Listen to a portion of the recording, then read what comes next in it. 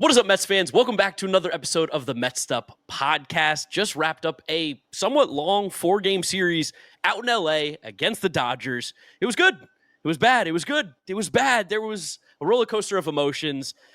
It was a frustrating series. Could have been worse. Could have been a lot better, too. We'll talk about all 4 games very much in depth. It was really good baseball, honestly. If you're a fan of baseball, these were some of the best games you could have watched during the week here between the Mets and the Dodgers, hopefully an NLCS preview later down the line. We also got Michael K's back. We're going to talk about him a little bit later. He went off again on his radio show. He did the same thing. So we'll talk about that in a second as well.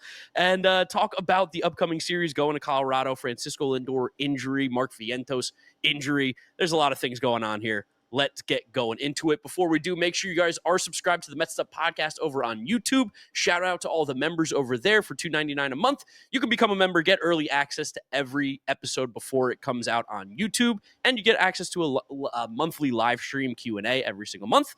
And if you're listening to us, Apple Podcasts, Spotify, Google, drop us a rating, drop us a review, download, and subscribe. Twitter, Instagram, TikTok, at Mets'd, in case you want to follow some aggregators. And guess that's pretty much it, James. How are we feeling after this long series? Disappointed in the way that it wound up. I also think that based on the way that the game on Wednesday ended and the way the game on Thursday went, well, it sucks. It's horrible. You kind of let them have one there. You let them off the hook. Wound up as a nice heat check, truthfully, because I think if the Mets win that game as they should have on Thursday, then the heads start to get very, very big. We start to think very, very vivacious thoughts. Things would have felt a lot different this episode heading into this weekend after the Rockies, heading into the next homestand. After that, heading into our first huge set of the season with the Phillies and the Braves, if you win that game. So I'm not saying any silver lining bullshit, but I am saying that it is a very different feeling, but one that's deserved based on how we played on Thursday. Oh, yeah, if we won Thursday, which we very much should have won that game. Should have won that game. There was a lot of mistakes made in that, a lot of errors, a lot of just sloppy baseball all around.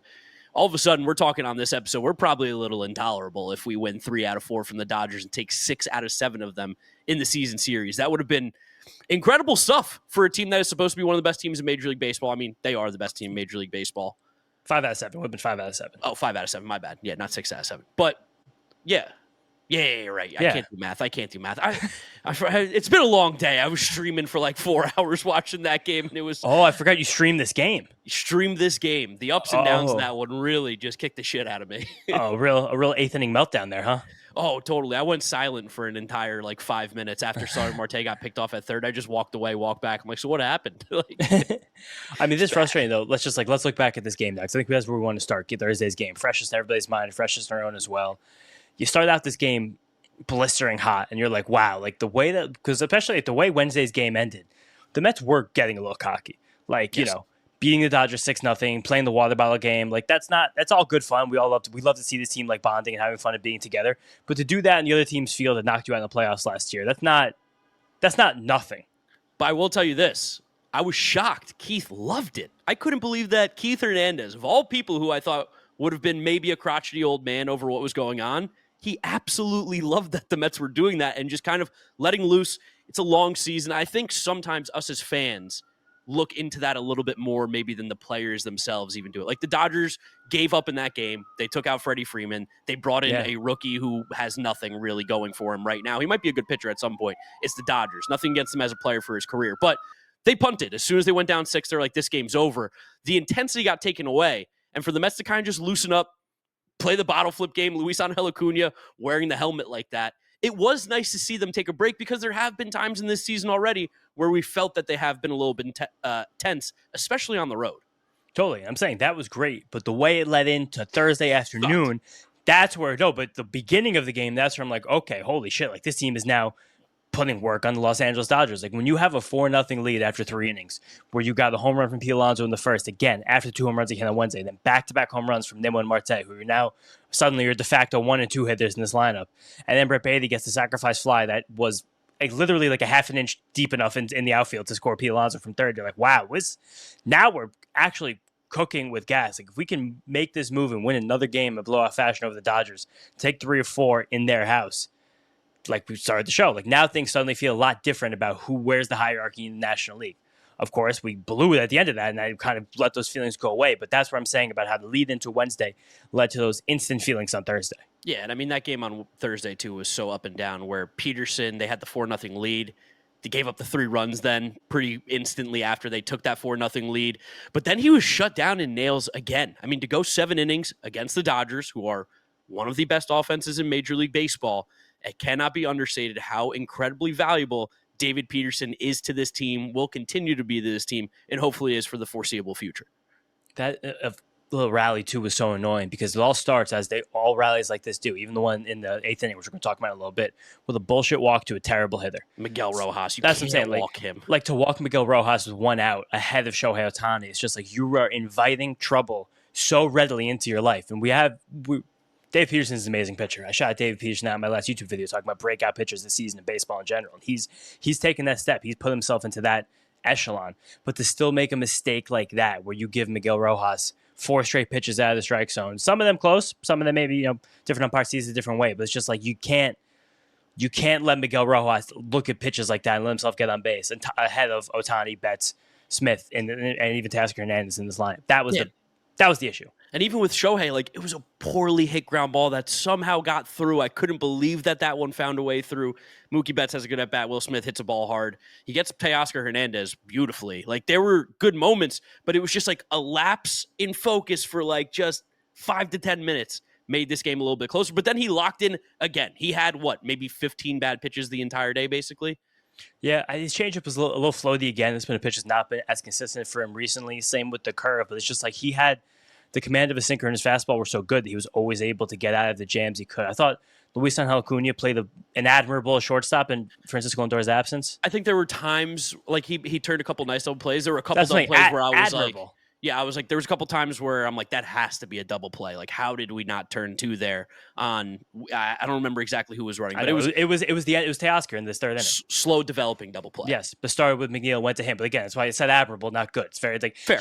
He put his balls into that game, but he didn't exactly come through. But same with the plate. But it's just another game which was similar to the game on Tuesday night, where there were plenty of chances in the middle innings of this game where you have men in scoring position, which has been the story of the Mets season this year. And we're not saying that story isn't like this is like, oh my God, sky's falling fiasco thing. But it's like this is still the best record in the National League.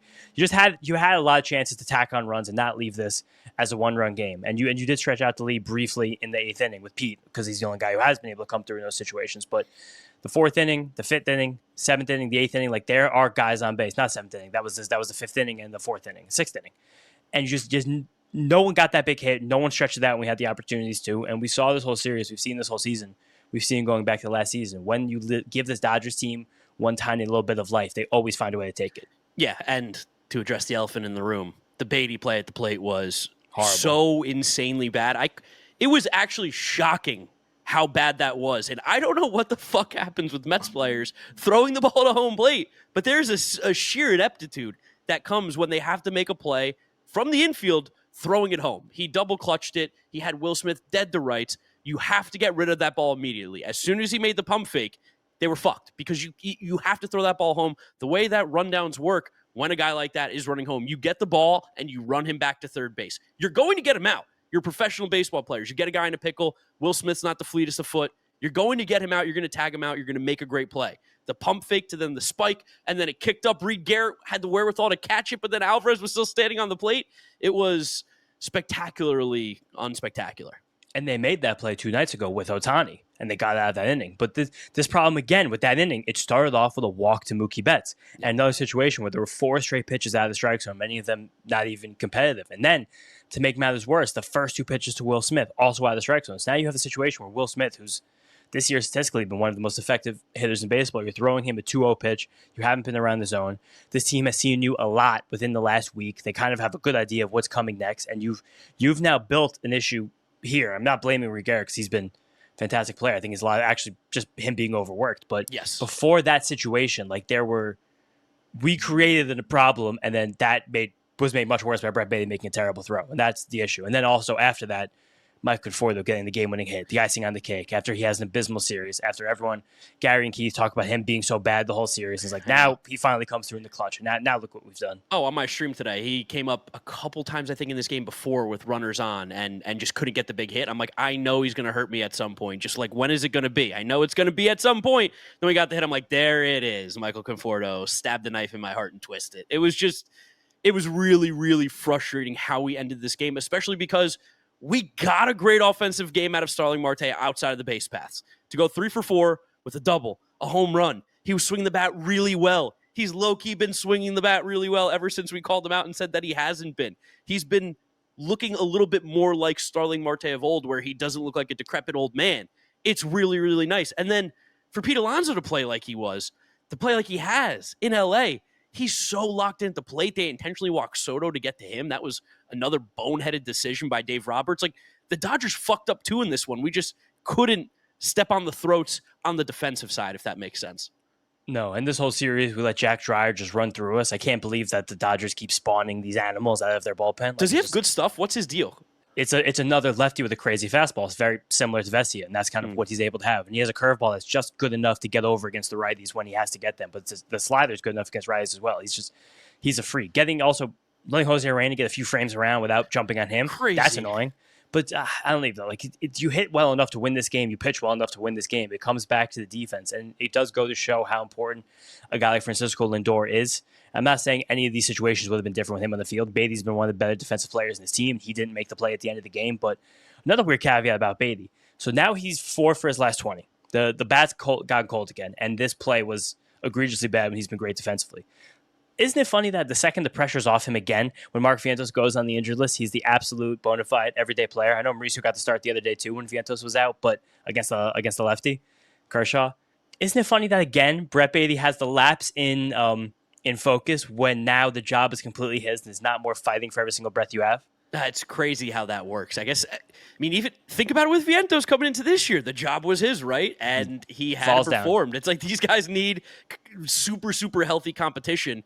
I wish Mauricio could have played better in his 2 games, but let's be honest, he's up way earlier than the Mets ever wanted him up right now, and that's because of the Vientos injury. No, people were talking about Mauricio would have made that play at third base. And it's like, guys, Brett Beatty's had a month worth of very good performance at third. Like, you can't really chastise him for making that play. Ryan Mauricio, I remember we went over this 2 years ago when we were talking about moving him to third base. He's played like a handful of innings at third base his entire professional career. Like him, I thought it was crazy 2 nights ago, and we talked about this over text message. I don't know if we want to move straight backwards, now jump back to the beginning of the series, but for the Mets to throw out a lineup that had Beatty at second base, Mauricio at third base, Jeff McNeil at center field, and Griffin Canning on the mound. I was like, what's going on with the defense in this game here? I mean, at some point, it's going to turn around the defensive issues that the Mets have had and the way that they go about defense, because we know David Stern's teams, and they played good defense last year too. Like, they have good defensive players, but there's just been so many weird plays, and maybe that's just because they're trying with the Dodgers to get a little bit creative. Is that a possibility here? Because I know McNeil had a bad game in Game 4, but I think they do want to get him in the lineup more, especially when the other option is Acuna and Mauricio, who neither of them are hitting. I'm fine with that, but I'm just saying that it was a situation where it seemed like the Mets went overtly for a heavy offensive lineup against Tony Gonsolin. It worked. It did work. It worked. They won the game. But they also only got 4 hits. But yeah, and they all came in from the same guy. But 5 RBIs by Pete Alonso and 1 from the rest of the team. But it was a situation where it did seem like they did something that was kind of against the grain for the way they usually make decisions, or at least they have under David Stearns for the last 2 seasons. It did work. It did win yourself the game. But we've seen the Mets kind of use these different offensive defensive lineups based on who was pitching the season. Like, we've seen the Mets go heavier for an infield defense and kind of weaken on the outfield defense, especially with Jeff McNeil in center, with Clay Holmes in the mound, and kind of do the reverse with other guys in the mound. This is Griffin Canning, who's predominantly been a fly ball pitcher this season, and now suddenly you're getting bad defense from both spots. Oh, actually, Griff Canning's been a ground ball guy this year, but only about 50%, so not super indicative of anything moving forward. But one thing also, I guess it goes to show how comfortable they were with Brett Beatty playing second base early in this game. There was a funny situation where I looked at that lineup before the game, and I was like, whoa, like, I hope we score 7 this game. Yeah, I mean, we were texting about it, and we were like, I feel like this is not the most defensive lineup. They just said, we're going to have to score a lot of runs. We're going to have to score more runs than them to win. And go figure, this is a game they allow 1 run. Yes, but that's how it works. That's what Griffin Canning showed up and went dog all the way. And this was a homecoming for Griffin Canning, a Southern California kid. I think Gary and Keith were saying, I don't remember if it was his only start against the Dodgers in his career or just his last start against the Dodgers, that he got busted up by this team. There was a home run by Betts, I think by J.D. Martinez, who was a Dodger at the time, I think possibly Freeman, and it was a very, very bad game for him. So he came out in this game, and it was just slider, a bunch of big balls changed up to Shohei Ohtani in the inside of the plate. We had Shohei chirping at the umpire, which I don't really ever... Never seen that ever in my life. No. The ball was about an inch off the plate, but they got in his head so much that he let one go the next pitch that was right in the zone too. But it was another start with Griffin Canning where you're just like, damn, like I could definitely see a world where this stops working at some point in the next few months, but at this exact moment, like, you've given us everything we ever could have possibly imagined, and it all comes from him being just cerebral and kind of witty on the mound, throwing pitches in certain situations, certain locations that seems like the hitters are not expecting, and that's how he gets away with all this nonsense. I'm going to say something insane right now. Like, what if it doesn't stop? What if he's just like a good pitcher? And sometimes these guys, and I think this gets lost in the school of professional baseball-ish stuff right now because we have so much numbers and we look at things so much under the microscope that you can be like, well, Griffin Canning's pitches are like this and they don't do this and they don't do that. What if, like, a big advantage that pitchers used to have back in the day was, like, they just, like, pitched. Like, I'm not comparing him to Greg Maddux or any of those guys. I'm not. But, like, one of their big things where they just pitched the fuck out of you. And Griffin Canning was pinpoint accuracy against the Dodgers. It's hard when every pitch is seemingly on the black. That at bat to Ohtani, like you mentioned, he was not missing. I almost was going to say throw him out for the seventh because his sixth inning was maybe the best inning of the entire game for him. The thing with Canning is that it's the way he varies his pitches by count. If you're a hitter, you don't know because he really mixes the fastball, the changeup, and the slider well, especially leading on that slider of late. This starts in particular. And if you don't know if that pitch is coming first, second, or third, but you know he can throw all three of them in the zone, it's a very unique profile, especially when he got a couple fastballs in this game up to 95, 96 miles an hour. Like, when you have that and you're sneaking that fastball over for whether it be strike two or strike three, then it becomes a different situation for Griffin Canning, especially when he's able to break off those sliders that are good pitches. And the command for Griffin Canning is good, but the command for Griffin Canning has always been good. It's just, I'm not saying that these things aren't going to last, but I am saying that the way he's pitching is kind of insane. Like, the way that he's going after these guys, like throwing in zone changeup to Shohei Ohtani with like what was that, 2-2 count. It's like, wow, like, the ball's on you, dude, to be able to throw that pitch and like execute it. One, go into it and be like, I'm going to do this, and two, execute it and get the guy out in that situation. By the way, another win for Griffin Canning against a team over 500. He's only pitched against good teams this year, and the guy is putting up a 2.9 ERA. We're not a record podcast, but 6-2 on the mound this year for Griffin Canning. 2.9 ERA, 60 innings, and when you look at the games that he's pitched in for the Mets, they're 9-3 overall. They lost that Dodgers game in 13 innings. They lost the Houston game in which he pitched an absolute gem. Where am I missing the other loss here? I only see two. Where are they getting 93? Oh, they lost against the White Sox. That was the weird one. Now, of course, in this game, there was someone who really did a lot of the heavy lifting on the offensive side. It's a good time to bring in our Arena Club player spotlight. Pete Alonso. This guy is so unbelievably good. I mean, you can see one of his cards here from Arena Club. Looking great. I mean, every time that this guy steps up like he has, this season in particular, I know this is maybe a bigger conversation than what we normally have here, but give him the money. I just want to give him the money. I want him here for a long time. He's doing so many amazing things, and he had the little dip, and he came right back against the best team in baseball in the biggest moments again. In terms of pure hitting, it's hard to find many other guys in the league who are better than this year. Of course, there's the obvious first tier, but then after you get past Judge, Ohtani, I guess technically Freeman, but the way that Freeman watched that 450-foot home run by Pete Alonso in the eighth inning of this game, you're like, wow, this guy might actually be able to start the All-Star game. But it's hard to talk about which players have been more important to their teams this year than Pete Alonso, besides that small group we just mentioned. Yeah, again, the numbers for Pete are insane, and even in this series, 3 home runs. He had, 9 RBIs in 4 games. He was getting on base a ton. In the month of June, he has 4 homers, 12 RBIs. He has 21 total bases in 20 at-bats. He has a 1050 slugging and OPS at 1,600. It's a tiny sample size, but you can't deny that he's absolutely locked in at the plate again after what was the cold stretch for a while for him where he was just a human.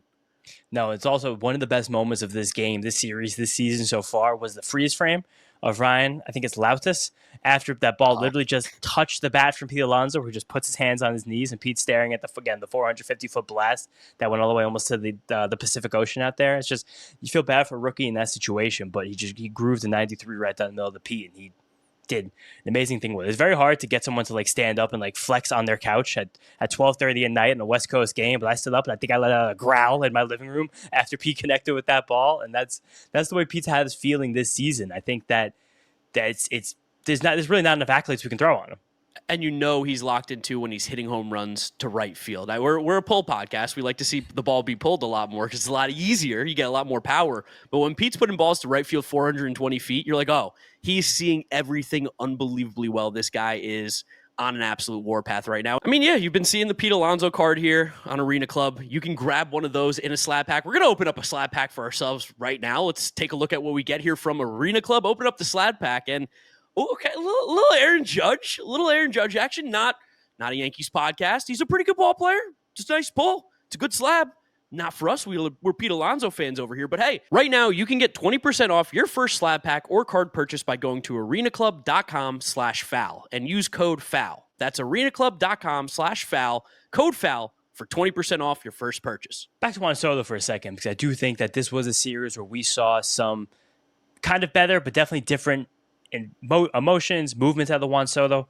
This game, we kind of felt like you alluded to before, how like, oh, the Dodgers were so stupid for walking Juan Soto to get to Pete Alonso. I do still think, obviously, in the context of all Major League Baseball, people fear Juan Soto as a hitter that everyone knows he still is. And I think that game on Wednesday night was really indicative of that, because the Dodgers, Tony Gonsolin specifically, was seemingly unwilling to throw him any pitches in the strike zone whatsoever the entire game. In this game, Juan Soto got 4 fastballs in the strike zone throughout. One of those, he laced for a ground ball up the middle that Dodgers made a good play on. I think it was Tommy Edman, of course, the rat, second base, but drove in the first run of the game, the only RBI of this game that didn't come off the bat of Pete Alonso. And then all of the other 3 fastballs that Juan Soto got in this game, he swung at all of them. So every single time that Juan Soto got a fastball in the strike zone, he took a hack at that. He got a couple other breaking balls in the strike zone, 2 curveballs, 1 splitter. All 3 of those, he watched those go by. 1 changeup that he fouled off, and then otherwise, every single pitch was out of the strike zone, and he threw 3 walks to keep many innings moving. And in between those walks, we saw some shuffling. We saw basically half of a moonwalk after a walk that he went from 0-2 back to a walk on the other side. We definitely saw like a return of swagger to Juan Soto. Felt like we hadn't seen much this season. Yeah, I mean, the Dodgers saw what he did in the first 2 games where he hit the home run, the 2-run home run. He had the double. He's been swinging the bat a lot better. Average people are still going to be pissed because the average in the month of June is 200. But if you look at his OPS, it's well over 1,000 in the 5-6 games that he's played. I know, but people are still going to be like, oh, he's only hitting 200 in the month of June. When is he going to get the average up? It's like, guys, he is a power hitter. He is a extra base hit guy. When he's getting on base as much as he walked 5 times in the last 2 games, which is an absurd amount. He's walked 7 times in the month of June in just 5 games.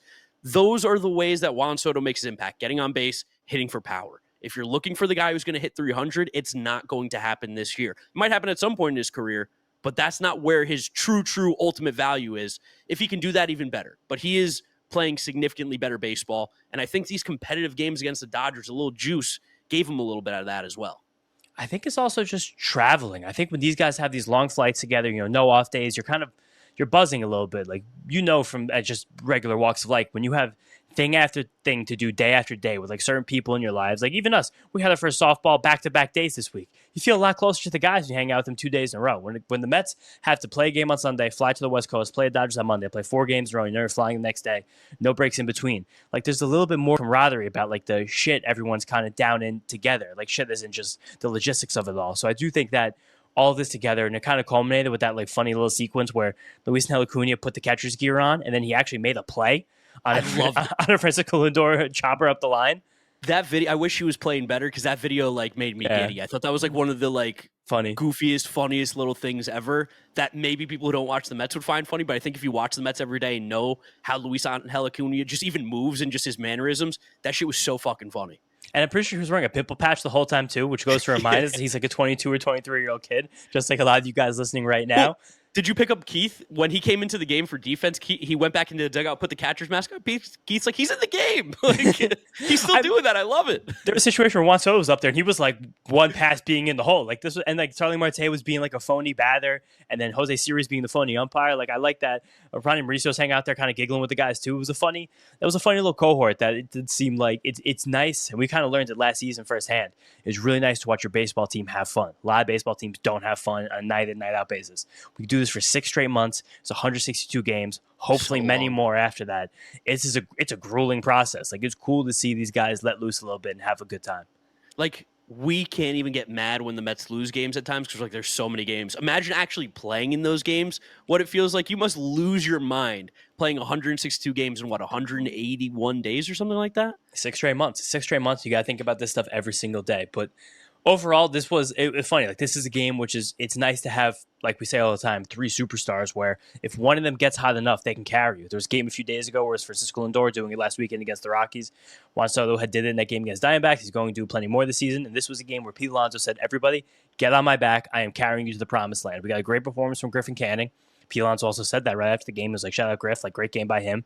And then we're going to take you all the way. Also, some great tight pitching from Jose Castillo. A couple of nice back foot sliders, especially on Kike Hernandez, who is known for his whole career, basically one of the only reasons he's still in the league, as a lefty masher. The fact that Jose Castillo was able to bury those sliders on him, get out of a jam, get through his 2 innings of work as his bullpen is just ravaged at the second. That was you don't win this game, you don't split the series, win the season series against the Dodgers without Jose Castillo giving you those 2 innings.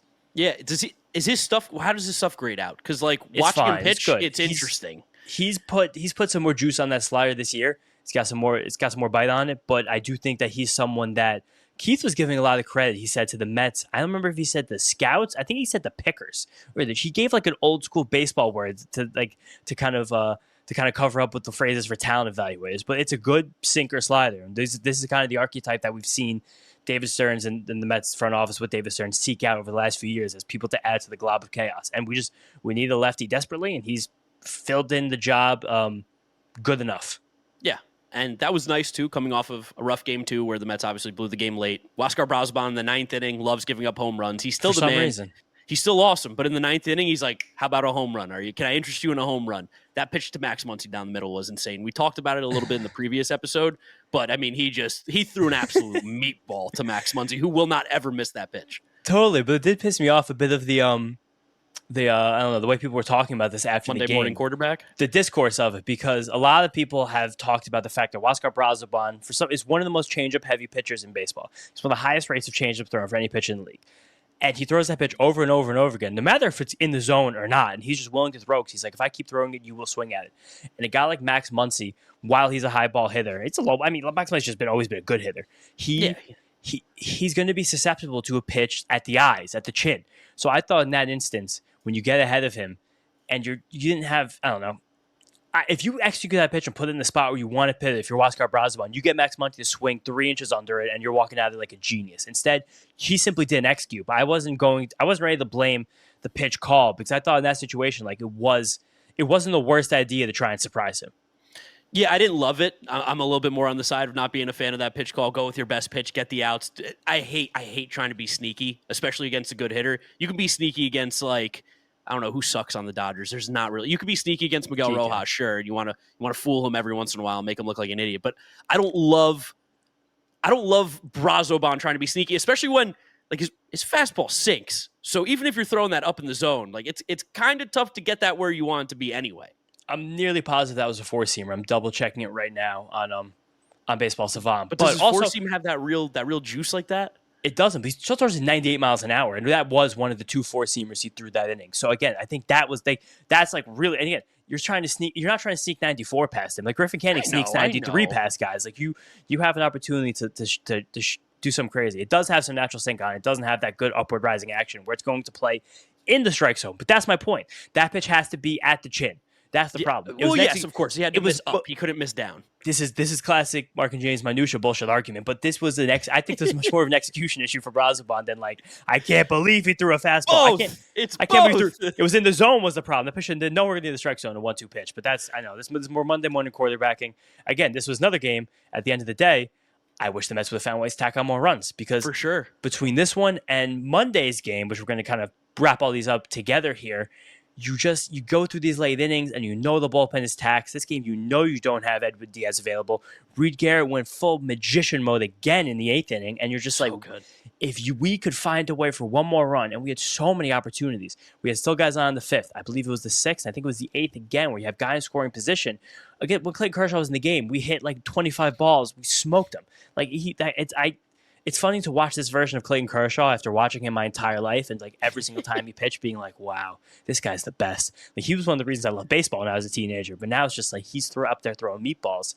But you have so many opportunities to tack on runs, and we learned it last year, and we're seeing it again right now. It was the 8th inning and that 5th inning where the Mets could have put on more. It's just like someone has to make sure this lead doesn't stay at one run, because if this lead stays at one run against this amazing team, it's not going to last. And way worse than all of this is when you get to the 10th inning, there's a guy in second base, and you have Juan Soto, Pete Alonso, Brandon Nimmo coming up. The guy stayed at second base, no movement, strikeout, ground ball. And again, the ground ball Nimmo up the middle was not the worst play in the world either, but it's just like you got to get a run in at that situation. You handed them the game. Yeah, the bottom of the lineup definitely hurt us a bit in this one too. That was the middle of the lineup in the 10th inning. In that inning. Oh, no, in that one. I'm Okay. saying when we add, it feels like a lot of the times recently when we need to add on more runs, we are getting like Acuna, Alvarez, Mauricio up at the plate. And it's like, this is not how I want it to be drawn up. It's just kind of the way baseball goes sometimes. By now, you know about Arena Club. Buy, sell, trade, open up slab packs to get a card that you don't think you could get usually, but the Grails will tell you that, for example, there's an Aaron Judge rookie card in this week's slab packs, so make sure you check those out. No doubt. Those are what you want, the Grails. Mhm. Aaron Judge Grail is awesome, graded, traded if you want, tell you how much it's worth, whatever you want to do. And I'm a big Michael Jordan fan with my 23 shirt on. There's a Michael Jordan Grail in there that I'm looking forward to try to get. 20% off your first slab pack or card purchase at arenaclub.com/foul. Use code FOUL. Also, McNeil was in a 9-hole in this game, and then he hit that double with 1 out in the 9th inning, again, also off of Jose Urania. And Lindor hit the fly ball center field, and then we bring up Beatty to hit against Urania, and then they bring in Anthony Banda, and then we bring in Luis Torrens, and Torrens puts a ride into one, but he gets out too, and it's just like, this is kind of that like little feeling in the bottom of my heart where I'm like, maybe this is why Juan Soto should always be hitting second, because if you're willing to pinch hit for the player hitting second, maybe they shouldn't be hitting second. And now you have Luis Torrens up. Again, Luis Torrens has been amazing this year. That's future All-Star Luis Torrens. Everyone make sure your 5 votes a day, you write in Luis Torrens for catcher in the National League. To have him come up in a situation after you had to just play a game of chicken with Dave Roberts and you burn 2 players in your bench. Not that we need 2 players in our bench, but I don't know. Philosophically in my heart, when you're pinch hitting for the guy in the 2-hole, should he really be in the 2-hole? No.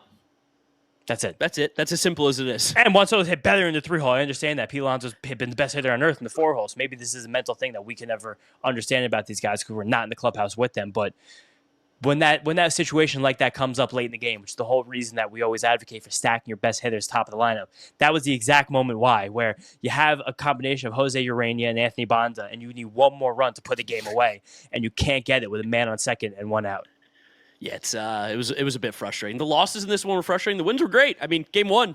We got to talk about also Brandon Nimmo just losing that ball on the lights in the 10th inning. That was also pretty painful. We didn't have to talk about that. We didn't have to talk about it. I had to mention it. The people were going to kill us if we didn't mention it. We had to mention that. I was really hoping we weren't going to. He played a horrible left field in this series. Also, a little brief peek around the curtain, because this game, we were getting a lot of texts. I know, Mark, you were from our dad about the way Tyler Miguel started with Max Muncy and the Dodgers jumping all over from the first inning. We had a very unique perspective watching this game because Mark and I actually missed the first inning of this game because we were playing our softball championship, which, I mean, I only want to shout out the commissioner of the league's name. I will. So, yeah, I'm starting the smear campaign. Matt Koppel, you've been called out. You are a crook.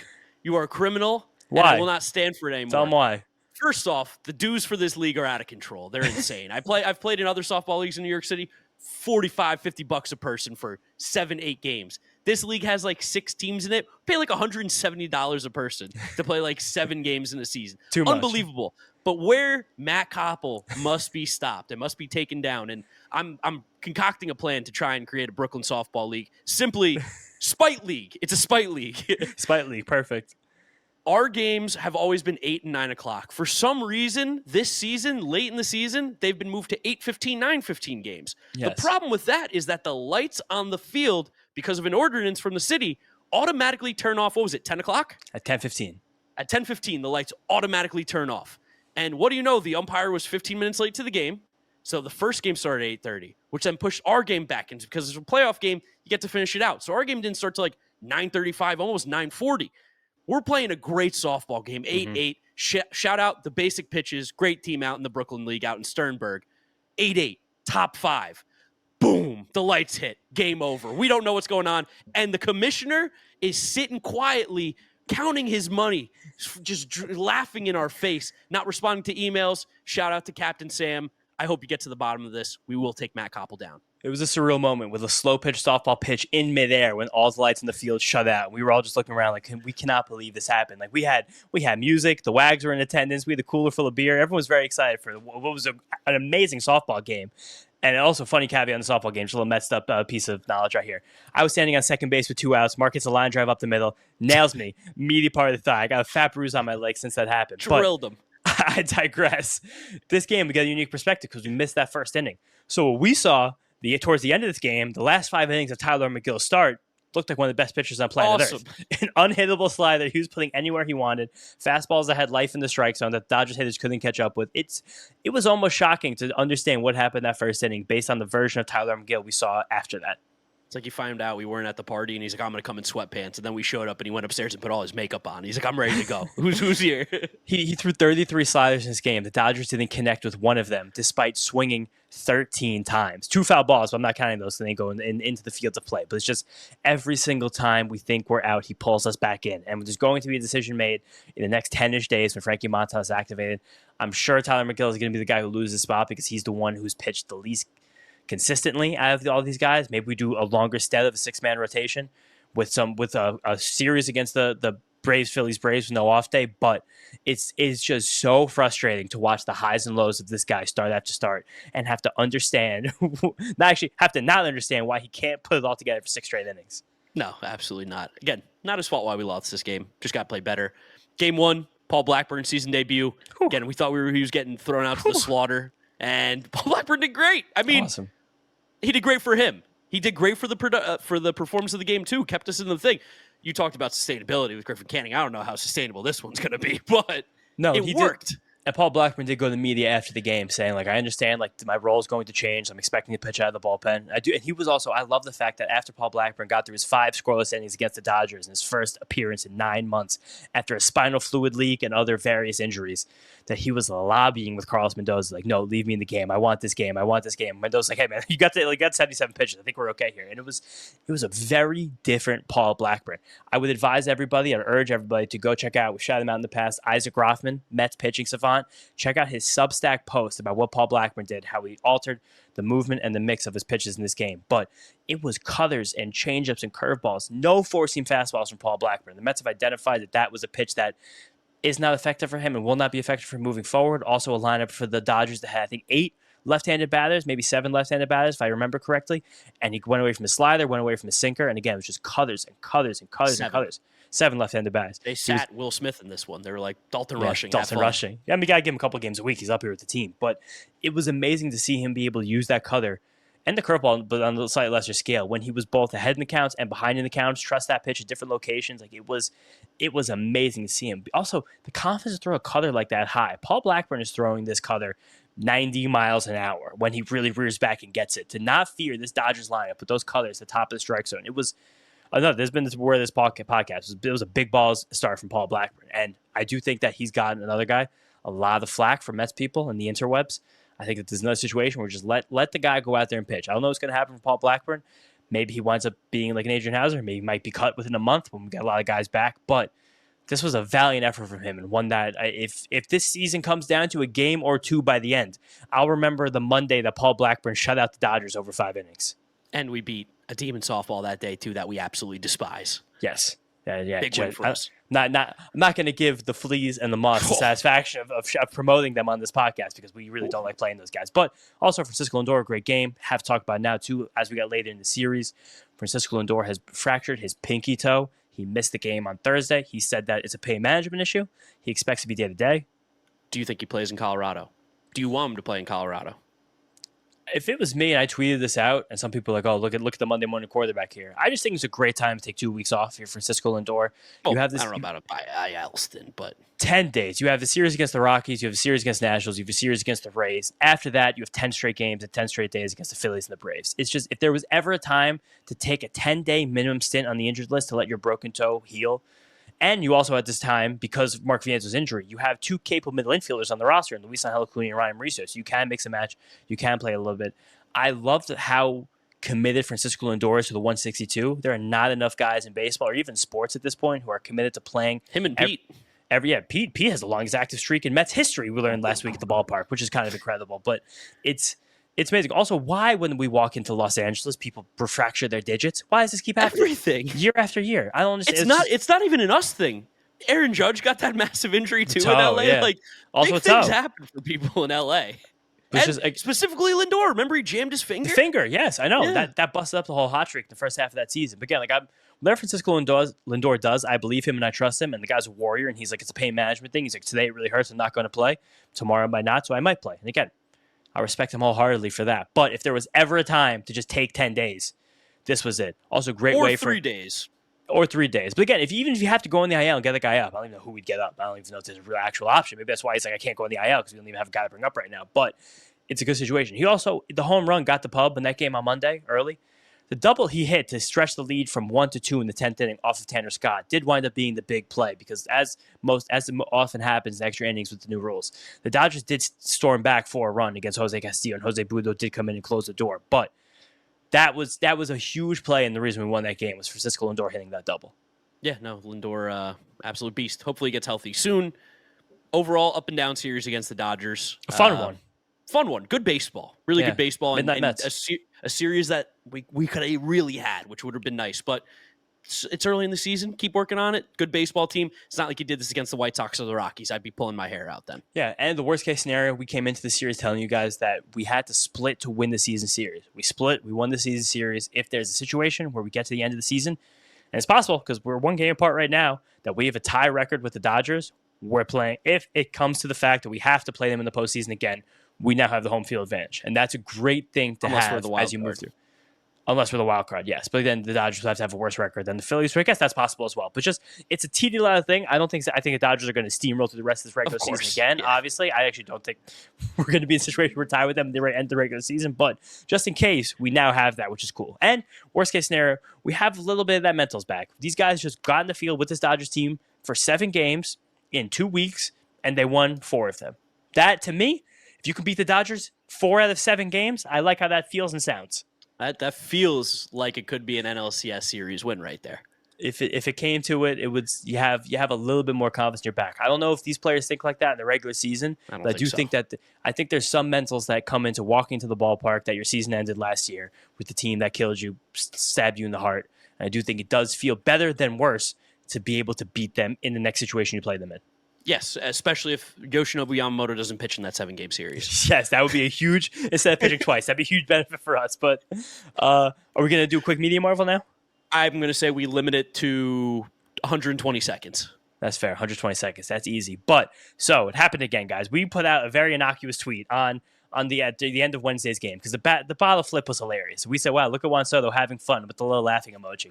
Because Mark was like, hey, you should really bait him right here. You should really test Juan. I'm like, I'm not doing that. Fuck that shit. That's corny. I hate the way that a lot of Mets fans are like, every single time Juan Soto smiles, like, look how much fun Juan Soto's having. Obviously, he's having fun. This is his team. He's happy to be here. We see it day in and day out Juan Soto. He's playing great baseball. It's all good. I think it's very corny how much Mets fans keep going back to that. But what I did was like, I'm going to give a tweet where someone else wants to set it up for us. I'll let that happen. And a lot of you guys did. Shout out a lot of you guys for tagging the Mr. Lion underneath our tweet. And then shout out the same guy who hit me up last time, KGM, for sending me again. He's like, Michael K is screaming about your guys' podcast again on his radio station. I'm going to pipe it in at the end again if I can find it. I don't know if there'll be a YouTube video for this one like there was on the last time. I'll show you how to do it. Okay, you'll show me how to do it. But yeah, he did the same shtick again. It was kind of crazy. Like, when you told me about it, I was like, stop. And then I heard it, and I was giving you play-by-play. And then me and shout out Nick, who's been helping us out, intern in here on the podcast, shout out to Nick.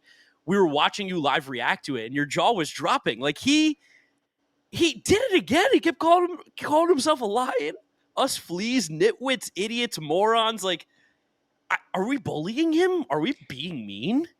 I don't think we're being mean. Honestly, there's a chance we might not be being mean enough. And this might be a little slight call to action for some of you guys. I know our homies in Discord, but like, what do you guys want us to do about this? I was like, you know what? Hold off for now. And I also want to shout out one of the specific things that Michael K said in this, where he was like, you guys don't believe what I'm saying. It's like, I talked to Scott Boras last weekend. He didn't even mention all the accusations I made about Juan Soto. Michael, as you've said in the past, Lions don't concern themselves with fleas. Scott Boras, the Lion, would never concern himself with a flea like you, Michael K. He's so far above you, it's not even funny. I mean, same thing with Juan Soto. He mentioned how he's like, Juan Soto's had weeks to address this accusation. He hasn't said a word. Nobody's asked him because nobody cares. Again, a lion, to use your words, a lion does not concern himself with fleas. Juan Soto's like, why would I?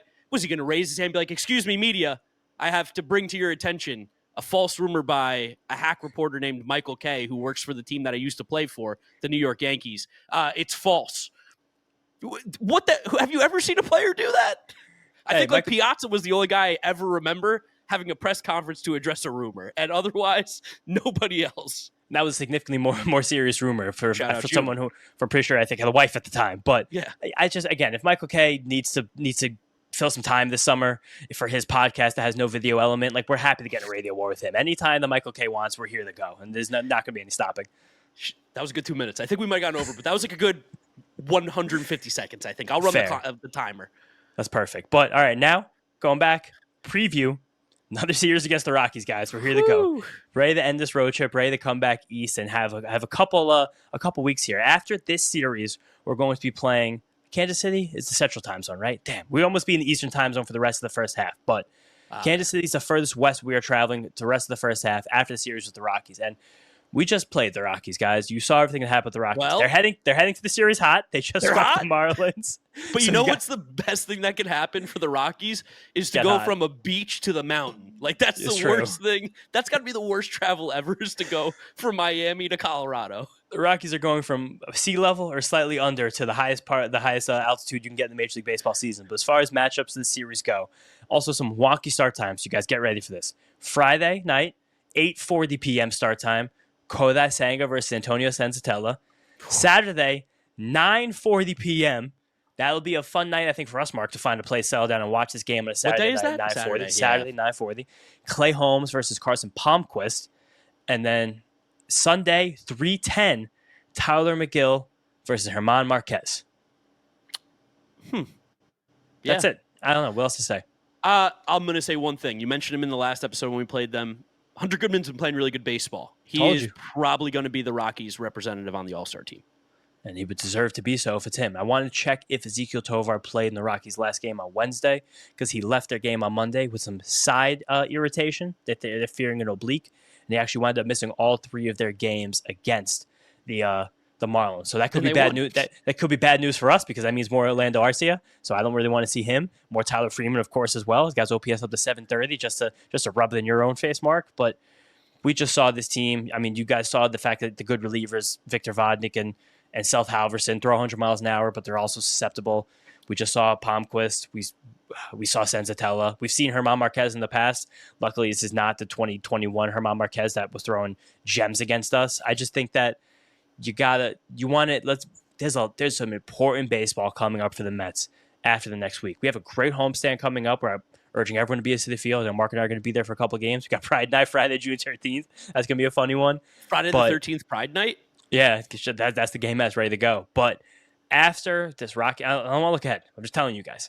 But after this Rocky series, I'm just saying it's happening, because I think that the way the schedule works, looking ahead.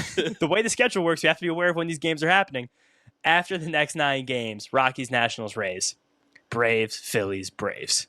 Not looking ahead, though. Not looking ahead. Just telling people when that's happening. Aware of what could be ahead. That's what we're doing. Aware of what is ahead, but not looking there, because I'm very focused on the Rockies, because I want to pummel this team. I want to score 30 runs this series. We're getting to Coors Field. Hopefully Francisco Lindor can take a load off, can stay off his feet for a couple of days here. Maybe Luis Acuna gets going. Maybe we see Ryan Mauricio actually mixing at shortstop, which I don't think is going to happen, but I'd be interested to see if it were to happen. Let's play some good baseball. You split a series against the Dodgers. You really handed them 2 games. In the 7 games against the Dodgers, you kind of handed them all 3. Let's just play a worse team than a team you just saw and you just swept at home. Let's just crush them. Let's go Mets. Exactly. Simple. We got Frankie Peppers to wrap up this episode for us. We do have Frankie Peppers. Frankie Peppers after a tough-fought, slightly disappointing split series against the Dodgers. Gentlemen, this is Frankie Peppers. How you doing? Boy, oh boy. That's not the way I want a series like this to end. If you say at the beginning you come out with a split, then, it's just not too bad. It's not too bad. Series split against the Dodgers? Yeah, sure. If you say Michael Conforto drives in the winning run after some errors and Francisco Alvarez blocks Reed Garrett from getting to the plate and wild pitches and leaving 12 on base, it's a little something different. But, what can you do? I guess I ain't getting on the field. My body would shatter in an instant if I tried to do any of that. But on to the Rockies. We're going to be fine. Let's do what we did already and take care of business. So, boys, I hope you're doing well. That's both of you, Mark and James, mind you. Hope you enjoy your weekend. It's getting hot up here in the Northeast, just like our Mets are staying hot. All right, boys, take care. Shout out Frankie. Always grounding us when we get a little excited. One final word. Quick. We're not going to talk about this too long. Big series. You mentioned it earlier. Acuna, Mauricio, Alvarez. Like to see them do a little something at the plate. And Beatty too, yeah. Yeah, just this is the moment to do that. And also the homestand, because we know how well this Mets team plays when they get back in front of the home crowd. We're in the home stretch of the first half right now. The very, very, very important 6 weeks of baseball ahead until we get there. 5 weeks of baseball ahead until we get there. And so it's always about kind of how you start and how you finish. The Mets did come out of the gate kind of slow, got hot just after that. To play 6 weeks of your best baseball season right now, you go into the All-Star break feeling sensational. Yeah, feeling really good. And we'll talk about it, as we always do. Thank you guys so much for listening and watching this episode of the Mets'd Up Podcast. Make sure you are subscribed to the Mets'd Up Podcast YouTube channel. The support over there has been crazy. You guys are absolutely crushing it. Thank you so much for that. Remember to leave a like on the video if you enjoyed it. If you're listening to us, Apple Podcasts, Spotify, Google, drop us a rating, drop us a review, download, and subscribe. We really do appreciate it. And all our social media, at Mets'd Up on Twitter, Instagram, and TikTok. You can follow James at James Shiano. And I'm Giraffe Neck Mark with a C. Thank you all for listening and watching. We will catch you on the next episode. Peace out. Peace out, guys. Let's go Mets. Met fans cannot enjoy any kind of success because they always have to have a grievance. They always have to have something to complain about. And they're so thirsty when it comes to being right and proving somebody who said something about their team wrong.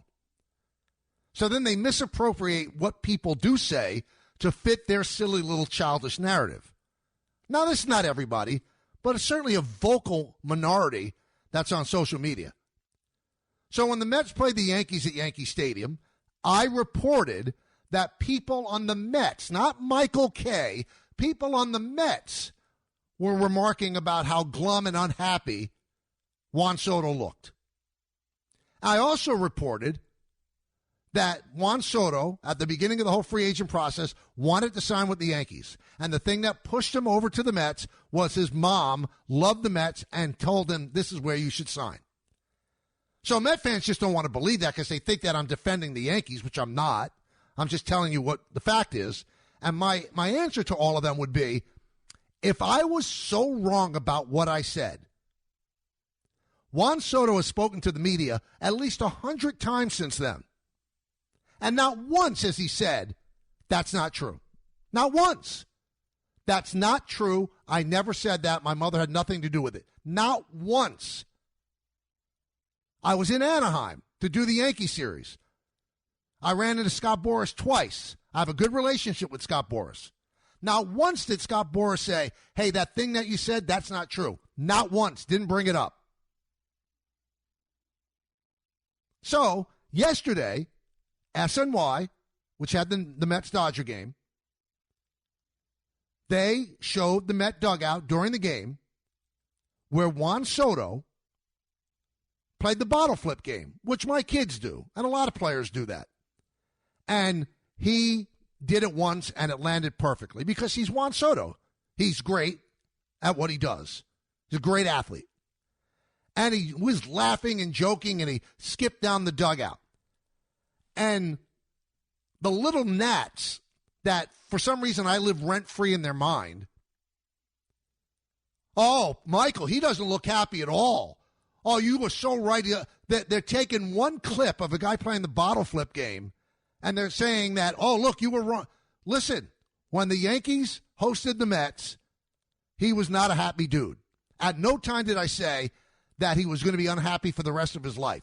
And I actually said over and over and over and over and over and over again that he would learn to deal with it and eventually be happy, just like Francisco Lindor does. So what people do is they cherry pick what they want and they don't listen to the whole conversation. But that's the world we live in right now because people aggregate things that you say. At no point did I say that Juan Soto is going to be miserable for the rest of his life. And if you think I said that, provide the clip. Provide the clip. You take one clip from SNY of the guy having a good time. And why shouldn't he have a good time? He's a healthy 26-year-old. He's fabulously wealthy, and he's great at what he does. Why shouldn't he be happy? It was all a matter of getting acclimated to a new situation. When I reported what I reported, he was glum. That was the word I used. And you could see it. The camera showed it. Now, over the last couple of days, maybe the last week or so, he's doing the Soto shuffle. He's showing some animation. And look, everybody, he's playing the bottle flip game and having a good time. And the prevailing narrative, which to me is laughable, Kay just made that up. Because his radio show failed. That's why they took him off the radio show, and he needs to get clicks. Well, you simpletons, that's not the case at all. My radio show didn't fail. It was a rousing success. And if I wanted to stay in the afternoon, I could have chosen to stay in the afternoon. And as I've said over and over and over again, to the point now that I'm getting annoyed at you people,